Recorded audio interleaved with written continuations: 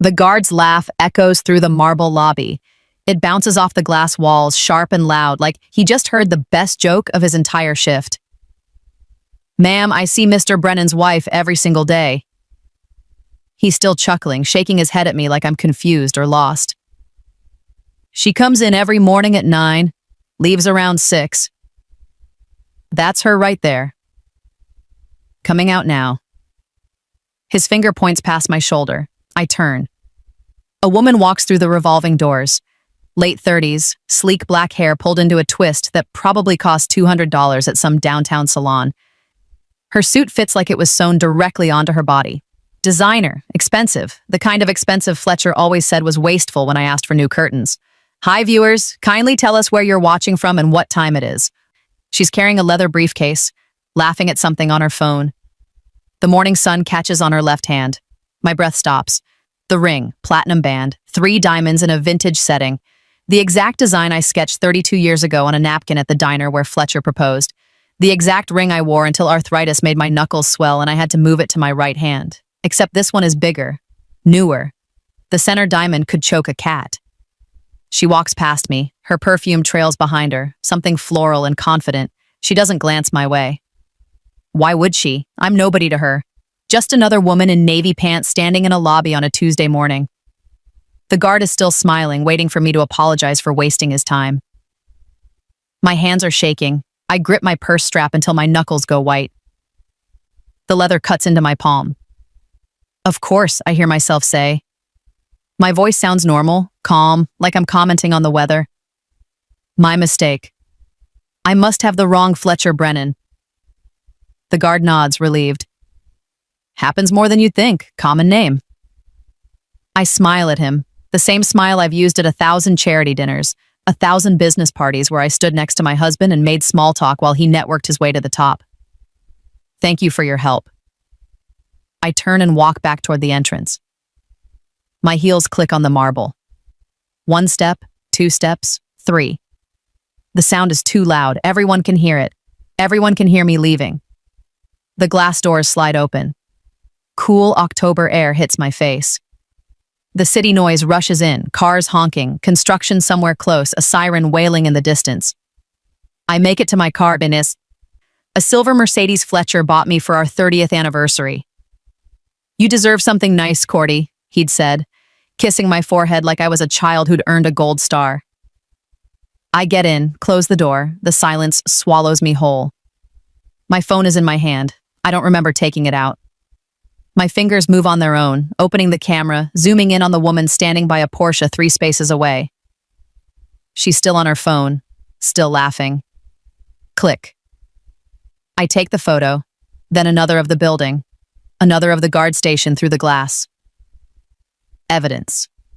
My heart is hammering so hard I can feel it in my throat, in my ears, in my fingertips gripping the steering wheel. 32 years of marriage, 2 daughters, a house with 6 bedrooms, a life I built one sacrifice at a time. And somewhere in those 32 years, my husband got himself a newer model. I start the engine.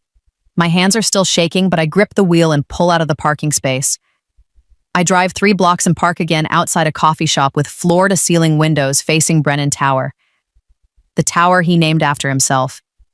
After us. After our family name that I took when I was 29 years old and believed in forever. I order a latte I won't drink and sit by the window. Then I take out my phone again and stare at the photo of that woman. She's wearing my ring. Walking out of my husband's building. Playing my role in a life I didn't even know I'd been replaced in. One thought cuts through the shock, clear and cold as January ice. I wasn't always this woman sitting in a coffee shop spying on her own husband. 27 years old, fresh architecture license, 3 major firms fighting to hire me. That was Cordelia Marsh before she became Cordelia Brennan, before she gave up everything for a man who promised it was temporary. Princeton on a full scholarship, top of my class. I could look at a building and see the bones underneath, understand how each beam and joint worked together. My professor said I had a gift, called me the future of sustainable urban design. Fletcher was a business major working at his father's consulting firm. Small operation, 12 employees, cramped office above a dry cleaner. We met at a networking mixer I almost didn't attend. He spilled red wine on my white dress, apologized so sincerely I couldn't stay mad. 3 months later, he proposed at that diner, and I sketched the ring design on a napkin while he talked about our future. Just until things stabilize, he said in our tiny apartment. His business was growing.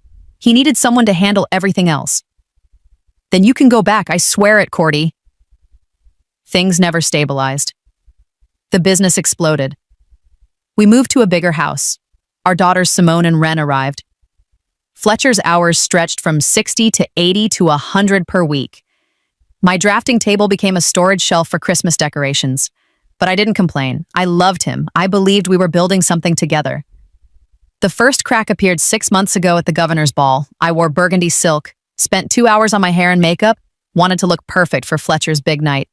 His business partner Gerald waved us over to a group of executives and their wives. "Fletcher, great to see you." Gerald's smile was wide and professional. Then he looked at me. "And this must be..." He didn't recognize me. Gerald, who'd eaten dinner at our house a dozen times, whose birthday cake I'd baked 3 months earlier, whose wife and I had co-chaired the hospital fundraiser last spring. My wife, Cordelia. Fletcher's voice was flat, mechanical, like he was identifying luggage. Gerald's face did something strange. Not embarrassment, not apology, something else. Something that looked almost like surprise. "Of course, my mistake. You look different tonight." I smiled through it, laughed it off. But later, lying awake while Fletcher snored in his separate bedroom we'd stopped sharing years ago because his schedule was unpredictable, I kept replaying Gerald's expression. That wasn't forgetfulness. That was shock. Like he hadn't expected Fletcher to bring me at all. A month later, I found the corporate directory while organizing Fletcher's home office. Just curiosity that made me flip through, wanting to see his official photo. His page showed his title, his degrees, his achievements. At the bottom, under personal status, one word, single. I stared at it until the letters blurred. Obviously a mistake. Some clerical error. I should tell Fletcher so he could fix it. But something stopped me. Some instinct whispering that showing him I'd seen this would be dangerous. I took a photo with my phone, put the directory back exactly where I found it. That was 8 weeks ago. 3 weeks ago, everything shattered. Fletcher forgot his briefcase that Wednesday morning, rushed out so fast he left it by the door. An hour later, my phone rang. "Cordy, I need my briefcase. Crucial presentation this afternoon." My heart actually lifted. Finally. A reason to see his world. "I'll bring it right now." "No." His voice was sharp, then softer. "That's too far. I'll send Marcus." "Fletcher, I don't mind. I'd love to see your office. I've never..." "Cordelia." That tone, the one that means the discussion is over. The one that reminds me I'm the wife, not the partner. "Marcus will be there in 20 minutes. He hung up. I stood in our marble foyer holding my phone and felt something crack inside my chest. Marcus came. Took the briefcase. Wouldn't meet my eyes. That night I made Fletcher's favorite dinner, herb-crusted salmon, roasted fingerling potatoes, arugula salad with lemon vinaigrette. I wore the blue dress he once said made my eyes look like sapphires. Set the dining room table with our wedding china. He came home at 11. The salmon was rubber, the potatoes were rocks. The cold salmon sits on my plate like evidence, like proof of something I don't want to name yet. "You didn't have to wait up." Fletcher doesn't look at me. He's already moving toward the fridge, grabbing a water bottle, his mind somewhere else. Somewhere that isn't this dining room with the good china and the candles I lit 3 hours ago. "I wanted us to have dinner together." My voice sounds small. When did it get so small? "I ate at the office." He twists the cap off the bottle. Drinks. Still doesn't look at me. "Big day tomorrow, going straight to bed." I watch him climb the stairs. Watch him disappear into what used to be our bedroom but became his bedroom 2 years ago when he said sharing a room didn't make sense with his unpredictable schedule. The house is silent after his door clicks shut. Just me and the cold food and the flickering candles that smell like vanilla and broken promises. I sit at that table until the candles burn down to nothing, until the wax pools and hardens, until the salmon congeals into something gray and unrecognizable. 32 years of my life replay in my mind like a movie I've seen too many times. Every sacrifice, every next year that never came, every moment I made myself smaller so he could be bigger. The clock on the mantle ticks. Each second sounds like a door closing.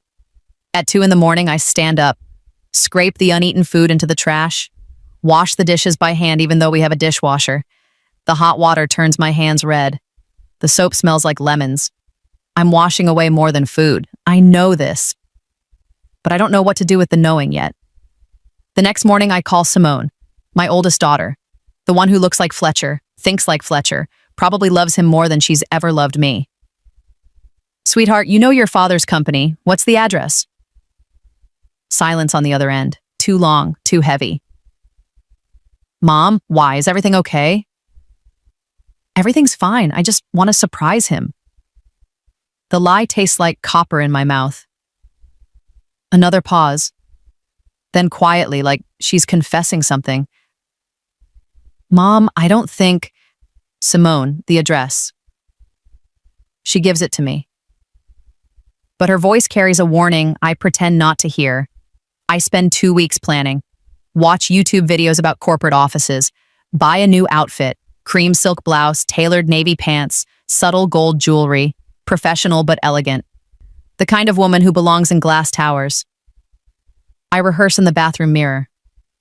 Hi, honey. I was in the neighborhood. Thought I'd take you to lunch. Casual, normal. The kind of thing wives do. But underneath the rehearsal, underneath the careful planning, something else is growing. Something that feels like rage but moves like ice. I need to see his world. Need to understand why Marcus wouldn't look at me. Why Gerald was surprised at the ball. Why the directory said single. Why my husband can't let me bring him his briefcase. I need to see what he's been hiding. Yesterday morning, I told Fletcher I had book club. He barely looked up from his phone. That's nice. Have fun.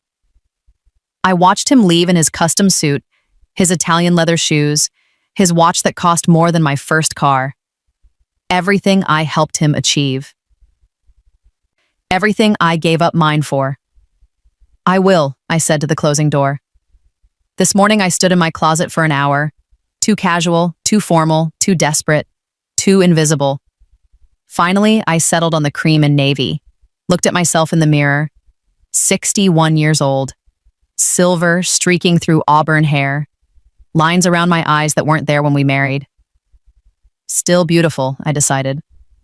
Just tired. The kind of tired sleep can't fix. The drive downtown took 40 minutes. I parked in visitor parking and stared up at Brennan Tower. 38 floors of steel and glass. They named the building after him 5 years ago. My father's inheritance helped buy this building. My training helped him understand the real estate investments that tripled his wealth. But according to his directory, he did it all alone. I walked toward the entrance. My heels clicked on marble. Above the doors, 10-foot letters, Brennan Global Advisory. My married name, but not my company. At the guard station, a middle-aged man with tired eyes and a wedding ring sat behind the desk. Professional sign next to him, authorized personnel only. I approached, smiled. Good morning, I'm here to see Fletcher Brennan. Do you have an appointment? He didn't look up. No, but I'm his wife. And then he laughed. I sit in this coffee shop watching Brennan Tower like it might suddenly make sense. Like the glass and steel might rearrange themselves into something I recognize. The latte in front of me has gone cold. A skin formed on top 20 minutes ago. I haven't touched it. Through the window, I can see the main entrance. People flow in and out like water, suits and briefcases and important faces. Fletcher's world, the one I helped build but was never invited into. My phone is heavy in my hand. I keep opening the photo of that woman. Yael. I don't know her name yet, but I will. I'll know everything about her before this is over. She's younger than me. Obviously. Fletcher isn't original enough to pick someone his own age. She's polished in a way I used to be before I spent 30 years making school lunches and attending PTA meetings and being the wife who stayed home. The wife who made it possible for him to work 100 hours a week. The wife who raised his children and managed his household and played hostess at his business dinners. The wife who gave up everything. The wife he replaced. At 12:30, the tower doors open and Fletcher walks out. With her, my breath catches physically hurts in my chest like something breaking.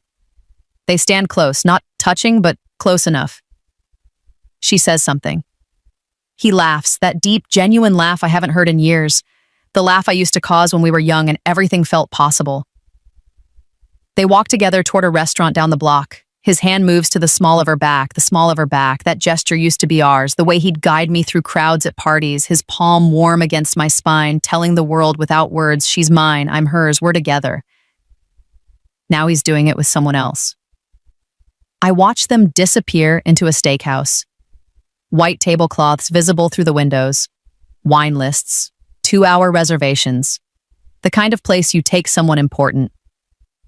My hands are shaking again. I grip my phone until my knuckles ache.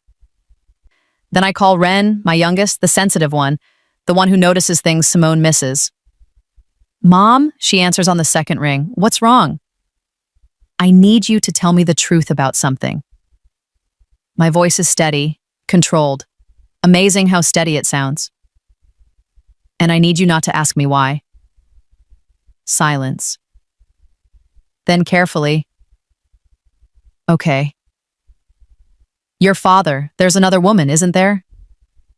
The pause tells me everything. It stretches and stretches until I want to scream into it. Mom, how long? Mom, how long? Each word comes out sharp, final. Ren's voice cracks.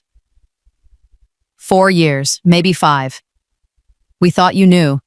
Simone and I, we thought you had some kind of arrangement. 4 years, 5 years. The number sits in my stomach like stones, while I planned Simone's wedding. While I helped Ren study for her medical school exams, while I hosted Fletcher's Christmas parties and smiled for his company photos and wore the jewelry he bought with guilt money. 4 years of lies. What's her name? I ask. Yael Thibault. She's his VP of operations. Ren is crying now, I can hear it. Mom, I'm so sorry. We didn't know how to tell you. We didn't want to hurt you. Thank you, sweetheart. I have to go. I hang up before she can say anything else. Yael Thibault, VP of operations, at Brennan Tower every day, wearing my ring, playing my role, living my life, the life I gave up everything to build. I stay in that coffee shop until 3 o'clock making plans. My mind moves like it used to, back when I was an architect, back when I could look at a complex problem and see 6 solutions other people missed. Back when I was Cordelia Marsh, the girl who got into Princeton on a full scholarship and graduated top of her class. Fletcher forgot that person. He's been married to Cordelia Brennan so long he thinks that's all I ever was. The wife, the support system, the foundation he built his empire on top of. He's about to remember who I was before I loved him. I open my phone and start taking notes. Facts I know, questions I need answers to, patterns that don't make sense yet but will. Gerald didn't recognize me 6 months ago, but he knows Yael. Obviously, he knows Yael if she's at the office every day, if she's the VP of operations, if she's playing corporate wife at events I'm not invited to anymore. The directory said single. When was that printed? How long has Fletcher been erasing me from his professional life? Marcus wouldn't meet my eyes when he picked up the briefcase, because he knew. Because everyone at that office knows about Yael. Everyone except me. 4 years, maybe 5. I do the math. 5 years ago was when Fletcher started traveling more, started having dinner meetings that ran until midnight, started sleeping in the guest room because his schedule was unpredictable. 5 years ago was when he stopped touching me, stopped kissing me hello and goodbye, stopped seeing me at all. I was so busy managing the household, so busy being available for the daughters, so busy being the perfect wife that I didn't notice I'd been replaced. Through the window, I watch Fletcher and Yael return from lunch. They're not touching now, too public, too risky, but they walk in sync. Their steps match, their bodies know each other. She goes in first. He follows 30 seconds later. Careful, practiced. They've done this 1,000 times. My phone buzzes. A text from Fletcher. Working late again? Don't wait up. I stare at those words. The same words he sent me 3 times a week for 5 years. The same lie I've believed because I wanted to believe it. Because questioning it would mean admitting something I wasn't ready to face. I text back, okay, love you. He doesn't respond. He never does to those texts. I always told myself he was too busy, too important, too focused on work to waste time on romantic messages, but he's not too busy for Yael. I drive home in the October dusk. The trees are turning, reds and golds and oranges that look like fire in the fading light. Beautiful. The kind of beautiful that used to make me pull over and sketch. Before I stopped sketching. Before I stopped seeing beauty in anything. At home, I make dinner. Pasta with marinara, nothing special. Nothing that says I spent my afternoon discovering my husband's second life. When Fletcher comes in at midnight, not from working late, but from being with her, I know this now. I'm waiting with a smile. Long day? I ask from the couch, book in my lap like I've been reading. Like I'm the understanding wife I've always been. Exhausting. He doesn't kiss me. Hasn't in years. I'm beat. I made your favorite breakfast casserole for tomorrow. Thought you could take it to the office. Heat it up for lunch. He stops, looks at me for the first time in weeks. Really looks. Suspicion flickers in his eyes. Why? One word. But it tells me everything. He's suspicious of kindness. Of me doing what I've always done. Because something has shifted and he can sense it. Because I love you, I say. The lie tastes like ashes. And I know how hard you work. The suspicion fades. He nods, relieved.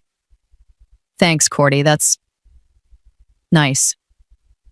He goes upstairs. I hear the shower run. Hear him settle into his room. Hear the house fall silent around his lies. I sit in the dark living room with my cold book and my colder smile. Tomorrow I'll play along. I'll be perfect, oblivious Cordelia. And while I play, I'll gather evidence. I'll build my case with the same precision Fletcher used to build his empire. He thinks I'm just the foundation, the stable, forgettable base that holds everything up. But he forgot that architects understand foundations. We know exactly where the cracks are. We know exactly how much pressure it takes before everything comes crashing down, and Fletcher's briefcase sits open on his desk in the home office. He's upstairs showering. I have maybe 10 minutes. My hands don't shake anymore. That's what 3 days of playing perfect wife does. Steadies your nerves, sharpens your focus. I'm not the woman who sat crying in a coffee shop. I'm the architect who knows how to find structural weaknesses. I photograph everything. Bank statements showing accounts I've never seen. Investment portfolios in his name only. Property deeds I didn't know existed. Each click of my phone camera is silent, careful, documented. A folder labeled Estate Planning catches my eye. I open it. My name appears nowhere. Our house, the one my father's inheritance helped buy, is in process of being transferred to a trust. Fletcher Brennan, sole trustee. Yael Thibault, beneficiary. My stomach drops, but my hands stay steady. I photograph every page. There's more. A draft divorce petition dated 6 months ago, before the governor's ball, before I found the directory, before I suspected anything was wrong. He's been planning this, methodically, carefully, while I made his dinners and slept alone and believed we were still a team. The divorce terms are brutal. He keeps everything, the company, the investments, the properties. I get the house we're selling and a small monthly allowance.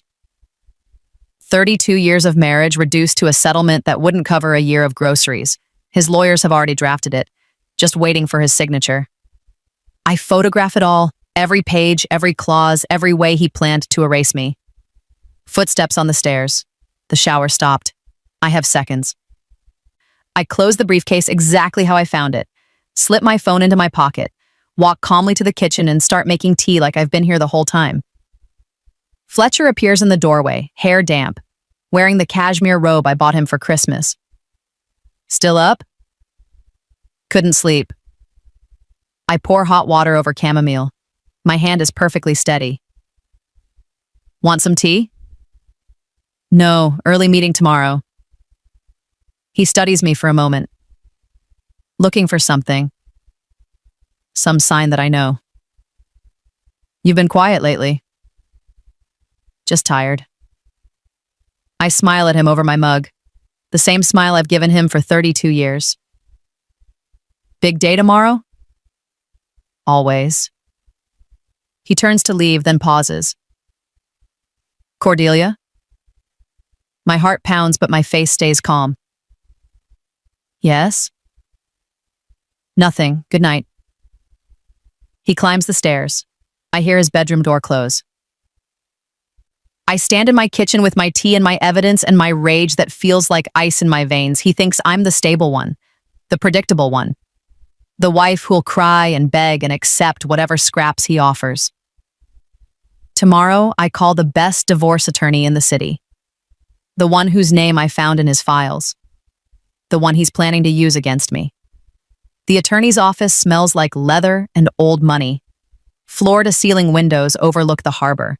Mahogany desk bigger than my first apartment. This is where power lives. Vivian Cross leans back in her chair, studying the documents I've spread across her desk. She's 50-something, silver hair and a sharp bob, eyes that miss nothing. The lawyer Fletcher was going to hire. The lawyer I hired first. Well, she looks up at me. This is quite comprehensive, Mrs. Brennan. Cordelia. I sit with my spine straight, hands folded, calm. I need to know what I'm dealing with. What you're dealing with is a man who made several crucial mistakes. Vivian taps the estate planning documents. These transfers require spousal consent, which he doesn't have. He forged my signature. I point to the paperwork. That's not my handwriting. No, it's not. She smiles. It's not a kind smile. It's the smile of a shark seeing blood. That's fraud, but there's more. Your father's inheritance, the seed money for his first expansion, that's documented here in the original partnership agreements. You're entitled to a percentage of company value based on initial capital contribution. How much? Conservatively, 40%. She slides a calculator across the desk. Brennan Global Advisory is currently valued at $200 million. You're looking at $80 million plus half of all marital assets acquired during the marriage. The number doesn't feel real. It's too big, too abstract, but Vivian isn't done. There's also the matter of your career sacrifice. You gave up a promising architecture career at his request. That's quantifiable in lost earnings and future potential. We can argue for additional compensation based on opportunity cost. What about her? I ask. Yael. His VP of operations. Vivian's smile gets sharper. Who's been signing documents as his wife for 4 years? Who's listed as beneficiary on accounts funded with marital assets? Who's been taking company trips on a budget you contributed to? She leans forward. Mrs. Brennan, Cordelia, your husband didn't just cheat. He committed multiple counts of fraud, embezzlement, and identity theft. This isn't just a divorce case, this is criminal. My hands grip the armrests. What do I do? First, you do nothing different. You go home. You play the loving wife. You give him no reason to suspect you know anything. She gathers the documents into a folder. I'll file the paperwork, but we'll wait to serve him. I want to coordinate with the DA's office first. Financial Crimes Division will want to investigate the fraud before he has a chance to hide assets. How long? 2 weeks. Maybe 3. She stands, extends her hand. Can you do that? Can you sit at dinner with him and smile and pretend everything's normal while we build the case? I shake her hand. Her grip is firm, confident. I've been pretending for 32 years on... What's 3 more weeks? Walking out of her office, I feel different, lighter. Like I've been carrying Fletcher's dreams so long I forgot what my own weight felt like. My phone buzzes. Text from Fletcher. Dinner meeting tonight. Don't wait up. Dinner meeting with Yael. In restaurants I'll never see while I sit home eating leftovers. I text back. Have fun, honey. Love you. Then I drive to a boutique in the city and buy myself a dress. Red silk, the kind that costs a month's grocery budget. The kind Fletcher would say is impractical. I'm done being practical. Our anniversary is in 3 days, 32 years since I said yes to forever with a man who'd planned our ending 6 months ago. Fletcher hasn't mentioned it, probably forgot. Or maybe he remembers but is planning to use it as the execution date. Serve me papers over champagne. Make it poetic. I have different plans. Fletcher, I say at breakfast. He's eating the casserole I made, scrolling through his phone, barely aware I'm in the room. Our anniversary is Saturday. He looks up. Guilt flashes across his face, quick as lightning. Right, of course. I made reservations at Marcello's, 7 o'clock. I pour myself coffee. I thought we could celebrate. Just the two of us. Cordelia, I have... Cancel it. My voice is steel wrapped in velvet. Whatever work crisis you're about to invent, cancel it. It's one night, Fletcher. Surely your company can survive without you for 3 hours. He stares at me. I've never talked to him like this. Never demanded anything, never pushed back. Okay, he says slowly. Marcello's, 7 o'clock. Wear your navy suit, the one I bought you. I smile. I'm wearing something special. Saturday arrives cold and clear. I spend the afternoon at a salon. Hair, nails, makeup. The works. Then I put on the red dress. It fits perfectly. I look like the woman I was before I became Fletcher's wife. The woman who turned heads. The woman who knew her own worth. Fletcher comes downstairs at 6:30. He's wearing the navy suit. Actually remembered. Or maybe Yael reminded him. You look... He stops, stares. For a moment I see something in his eyes. Memory of who I used to be, who we used to be. Beautiful, Cordy. Thank you. I grab my clutch. Small, black. Perfect size for the papers Vivian gave me this morning. At Marcello's, the maitre d' seats us by the window. White tablecloth, candlelight. A bottle of champagne I pre-ordered appears at the table. To 32 years, I say, raising my glass. Fletcher raises his, relief on his face. He thinks this is forgiveness, acceptance. The dutiful wife making peace with being second place. We drink. The waiter takes our order. Appetizers arrive. We make small talk about nothing. Simone's wedding plans. Ren's medical school applications. Everything except the truth sitting between us like a third person at the table. Dessert comes. Tiramisu, his favorite. He's relaxed now, a little drunk, comfortable. I reach into my clutch. Fletcher, I say softly. There's something I need to give you. I slide the envelope across the table. He opens it. I watch his face as he reads. Watch the color drain. Watch confusion turn to panic, turn to rage.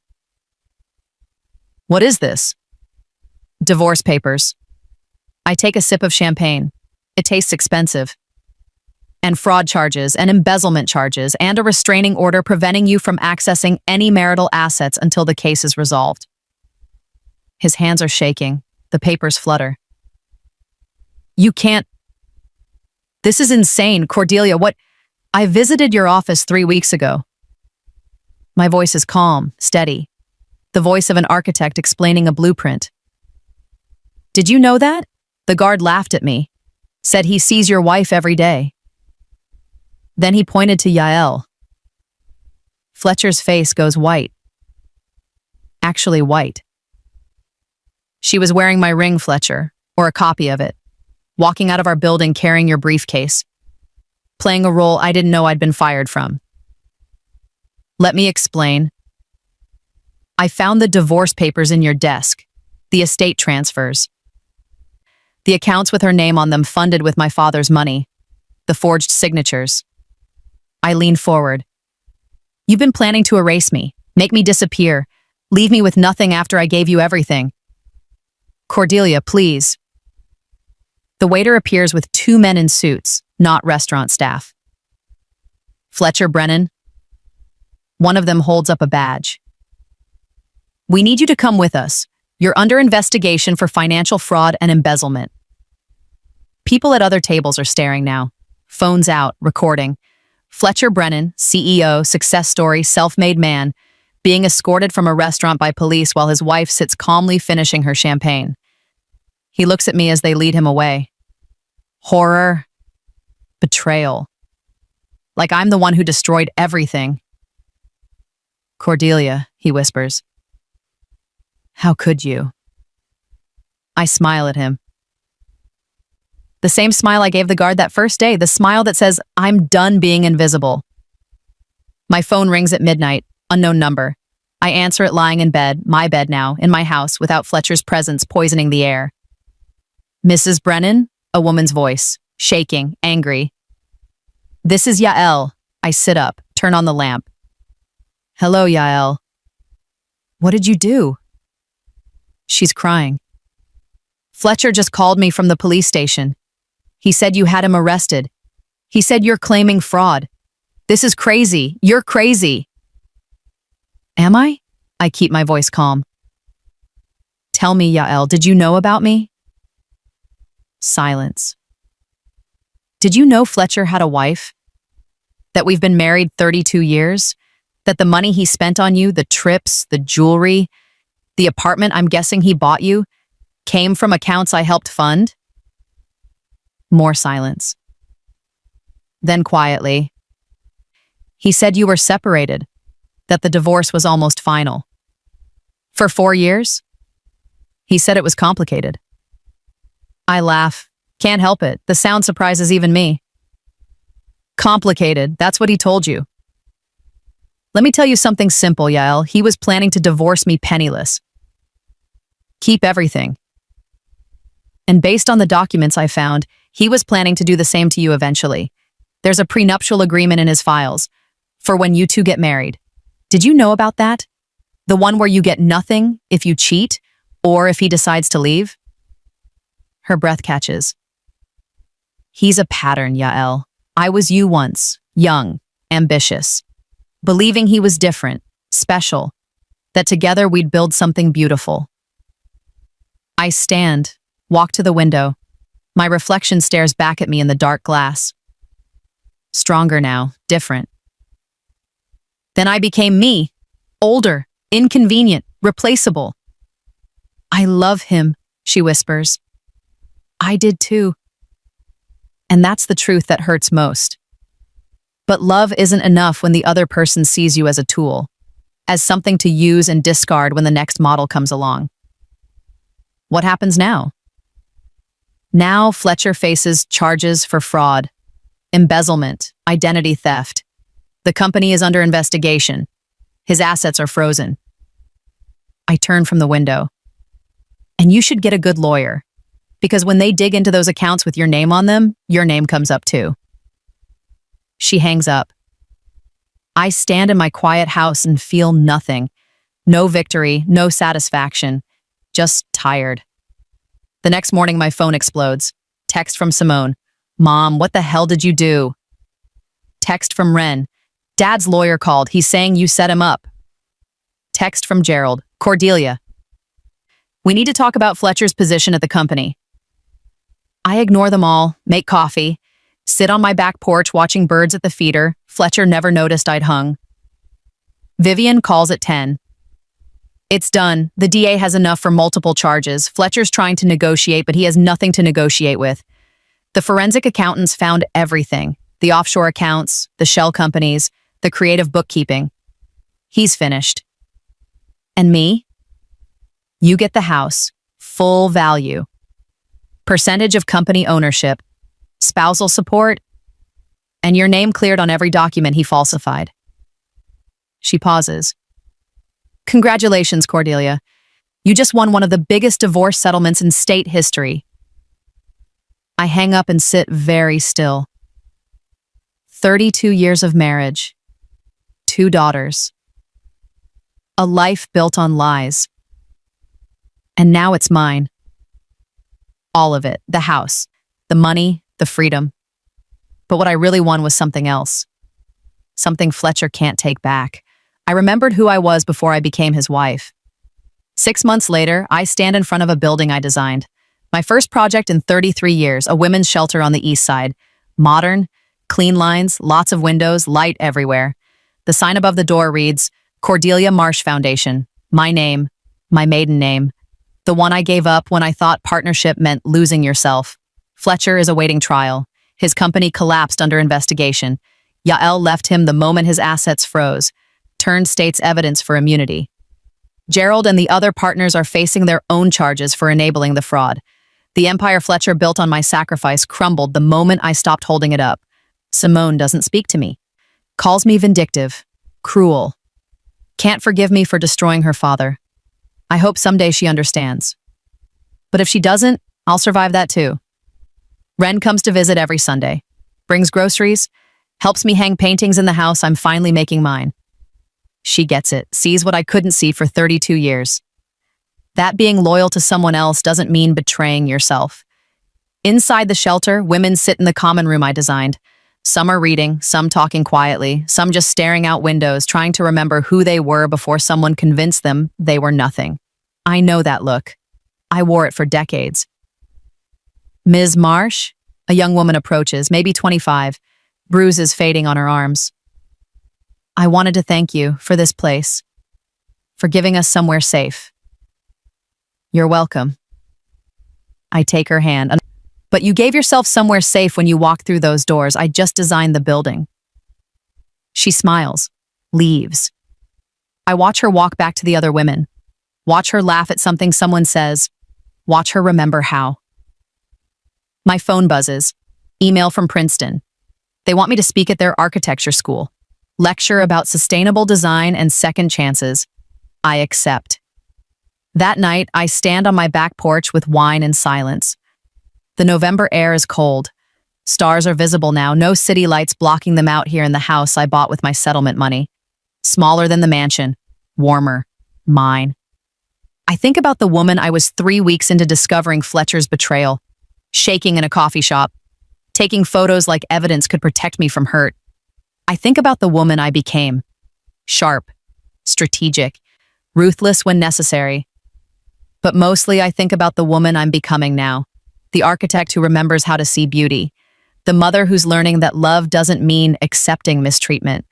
The person who knows her worth without needing someone else to validate it.